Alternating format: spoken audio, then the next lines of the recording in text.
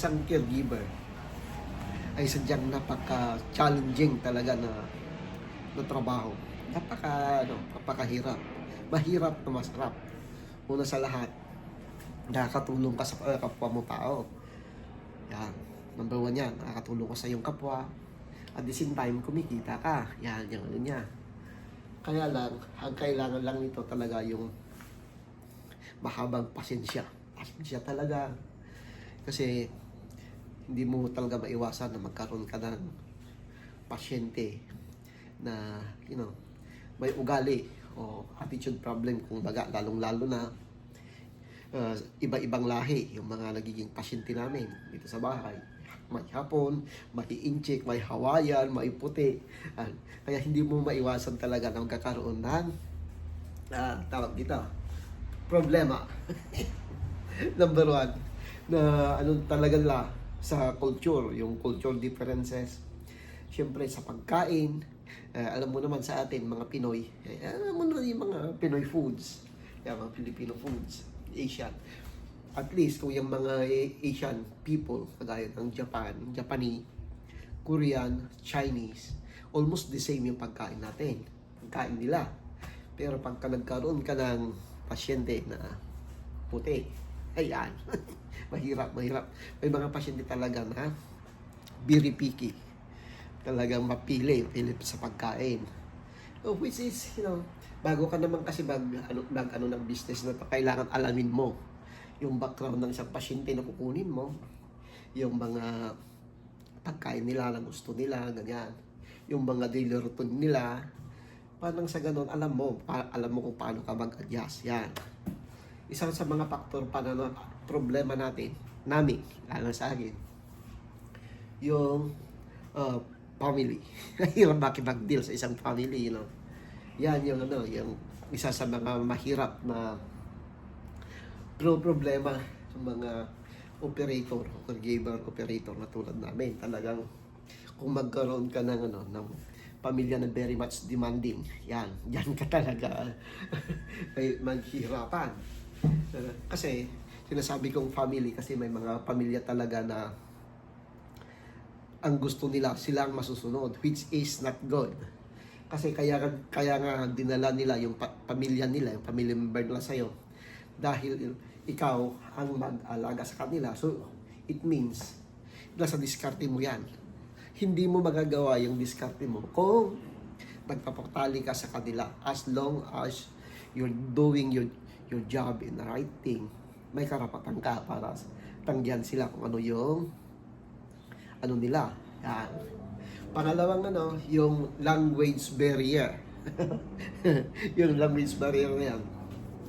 Madami kasi sa ating Pilipino pag minsan, lalo sa akin, matigas talaga yung dila natin na mag-English. Kahit sa ospital na pinapasukan ko, yan ang number one na pinoproblema ko. Yan talaga yung isa sa mga faktor kung bakit nagkakaroon ng hindi pagkakaintindihan pag minsan.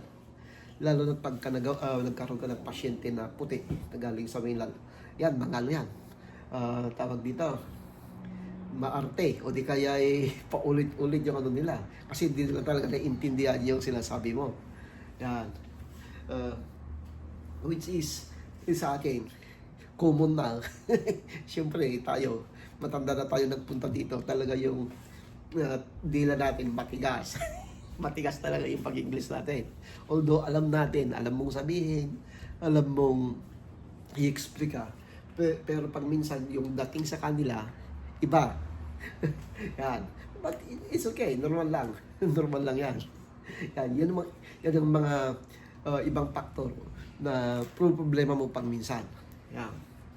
Dito, inaano ko talaga na number one na magiging problema pagka huwag ka ng business na ganito, yung family talaga.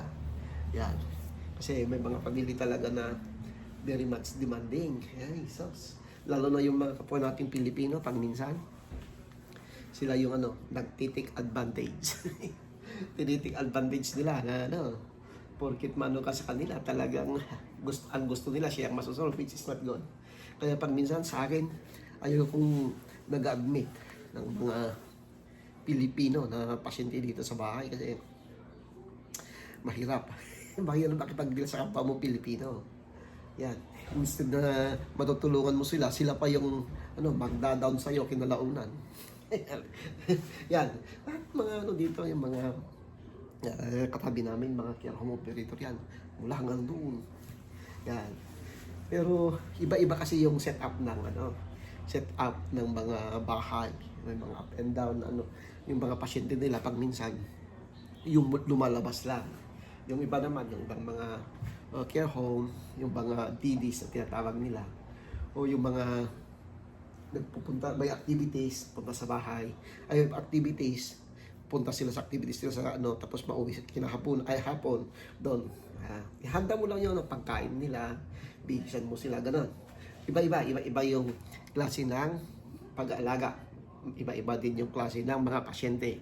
Yan. Hindi, tatalakayin natin yan sa susunod. Para at least magkakaroon kayo ng idea. Hindi, talaga, ang pagkakaroon ng pagtatrabaho ng ganito, talagang maganda kung maganda. Ngunit, kailangan mo talaga yung pasensya. At siyempre, lawakan mo yung pag-iisip. Talaga number one. Wag mong dalhin yung init ng ulo pag minsan sa mga bagay-bagay na lalong pagka nagkaroon ka ng pasyente na very much demanding, then agitated, ay sos. Yan. Talagang magkakaproblema ka. Sa akin, number one na inaano ko nung bago-bago pa lang ako, yung ng appointment sa doktor. Kasi trabaho mo lahat yan. Mag ka ng mga appointment nila, dalhin mo sa doktor,